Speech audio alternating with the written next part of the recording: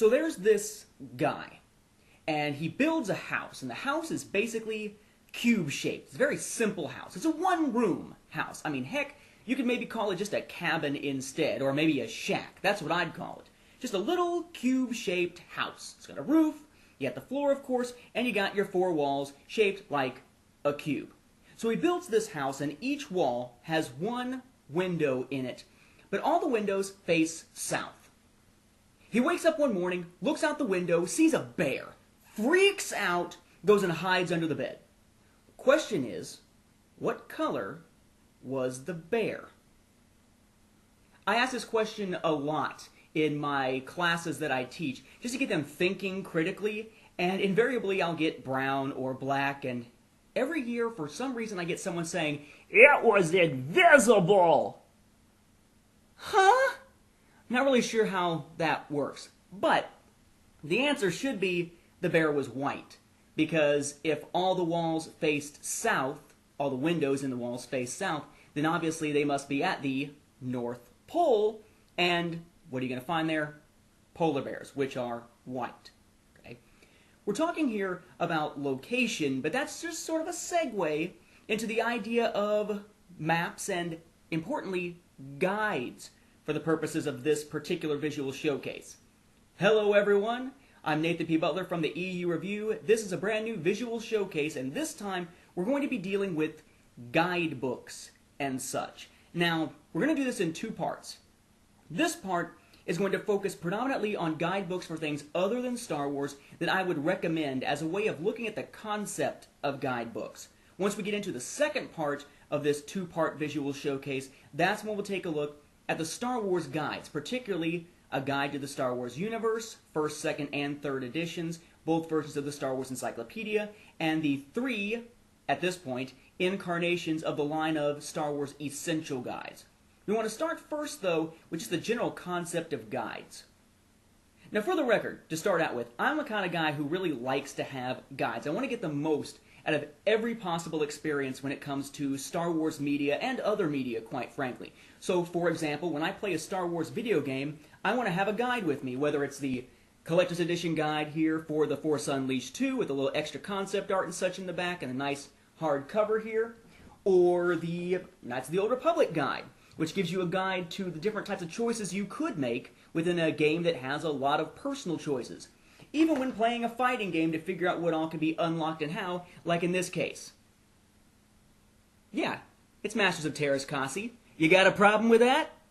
Heck, a lot of times I've got a problem with that. But anyway, it is what it is. I like guides. But it's not just for video games. I like guides when it comes to watching TV series, reading books, because I want to get as much out of it as possible. I want to see the different layers. I want to see when is the first appearance of this character. How does this episode of a TV show tie in with this one? Or how does this series tie in with this other one? I'm a big guides guy. Probably as evidenced by the Star Wars Timeline Gold that's what, 2,000-ish pages now for all I know. I mean, it's freaking huge. Remember, StarWarsFanWorks.com/timeline. I'm a big guides guy. What I want to do is show you some examples of some of the sci-fi franchises that I'm into and some of the great guides for them as we lead into talking about Star Wars guides and their various incarnations. Now, if you're like me, you're a fan of the old school Transformers, and I mean old school. The new movie and Revenge of the Fallen were decent enough. Okay, this was decent enough. This one had a Transformer with robo-testicles. You understand me? Robo-testicles. There's something wrong with that. Anyway, Transformers, great franchise, something I loved as a kid. And recently I've taken to rewatching it, probably for the second time of seeing all the different Transformers series all the way through. And the one that I'm on actually right now as we speak is the G1 continuity, the Generation 1 continuity. I've been watching that through the 25th Anniversary Matrix of Leadership edition here. This is an interesting set. Once you take everything off, you open it up, split it open so you can get to the sides of the Matrix and such, or Optimus Prime's spark, as they would have said in Beast Wars. Underneath, if I can keep that out of the way, you got different containers that have the different seasons of the DVDs. Now, unfortunately, there's one thing missing from that Transformers Matrix of Leadership Edition 25th Anniversary set, and that's one of the best Transformers stories, ever. That's Transformers the Movie, which fortunately is available out there as a 20th Anniversary Special Edition on fairly recently released DVD. Of course, after Generation 1 is over with, you then have in the same continuity Beast Wars Season 1, Beast Wars Season 2, Beast Wars Season 3, and once Beast Wars is all said and done, you have the oft-maligned, but hey, I like it, series Beast Machines. If you're someone who enjoys Transformers, especially that particular continuity, or the Generation 1 and Generation 2 comics and their perhaps UK counterpart, if you're into that as well, then one guide I'd highly recommend for that is Prime Targets, the unauthorized story guide to Transformers, Beast Wars, and Beast Machines. This is from Mad Norwegian Press, written by Lars Pearson and a team with him. If you're interested in the background of this, check out Chrono Radio Interview Edition number, I believe it was 13 from 2003 on StarWarsFanWorks.com. I did an interview with Lars Pearson about this series and their other projects, including Now You Know, their guide to the original G.I. Joe cartoon series. Unfortunately, some of their other guides, such as one they had planned for Farscape, never came to be. There may also be some of you out there who are interested, like me, in the Quantum Leap television series. One of those great series that sort of never got its due in terms of modern audiences, but at the time was absolutely outstanding. They recently released this on DVD, so you've got your complete first season out there in blue, the complete second season in my college color, purple, you have the complete third season in green. When things start to get a little bit darker appropriately, you have season 4 in red, and what is perhaps my favorite season, although most people say this is when it jumped the shark, but it's got the final episode called Mirror Image, which was amazing. That is Quantum Leap Season 5 here in yellow. If you're interested in Quantum Leap, there's a great little guide for this series. It takes you through characters in sort of an encyclopedic fashion with an episode guide. It's really an excellent little book here. It's called Quantum Leap A to Z by Julie Barrett. It's actually pretty easy to find these days, I find. It's from Boulevard, Berkeley Boulevard. Nice little guide here if you're into Quantum Leap. Another series I find I often like to use a guide for is a series that has so many characters it's really hard to keep track of them all without some way to keep it all straight in a logical sort of fashion. That series is Left Behind. Now I know you're going to be sitting there saying, wait a second, is he going to preach at us? No. Left Behind is a series that I really liked for a long time. It's a series that has sci-fi elements along with the religious elements and such, but I actually found that it was somewhat inspirational, not just from a religious standpoint, but because of its audio version. Yeah, there's books, but Left Behind was one of the few novel series out there to get a full audio drama treatment in recent years. There's an adult audio drama series, like this one here for the first book, Left Behind.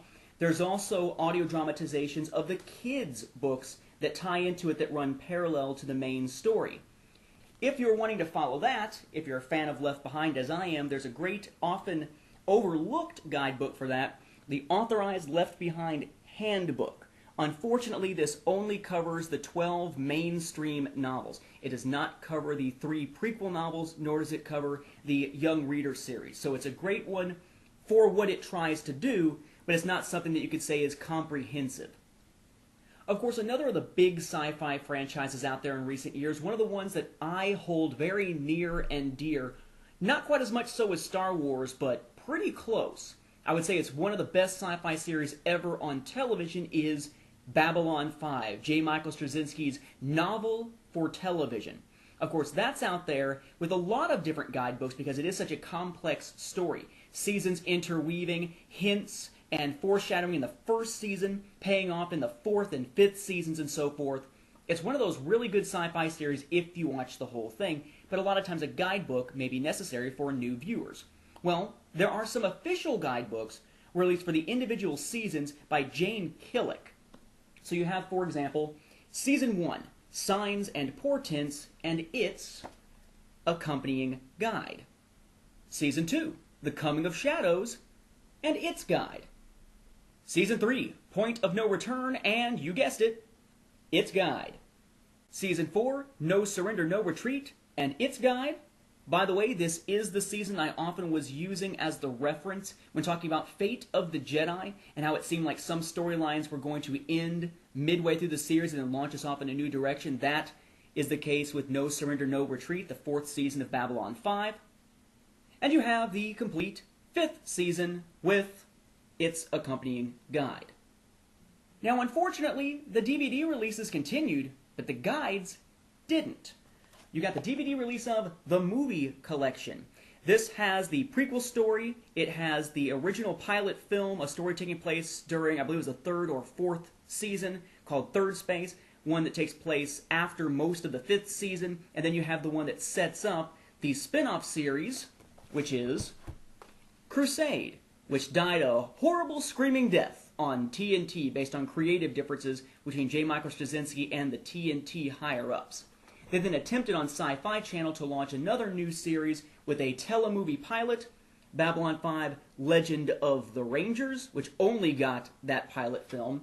And then they tried to make a series of direct-to-DVD episodes called Babylon 5 The Lost Tales, which also died a horrible screaming death because it just didn't go over so well.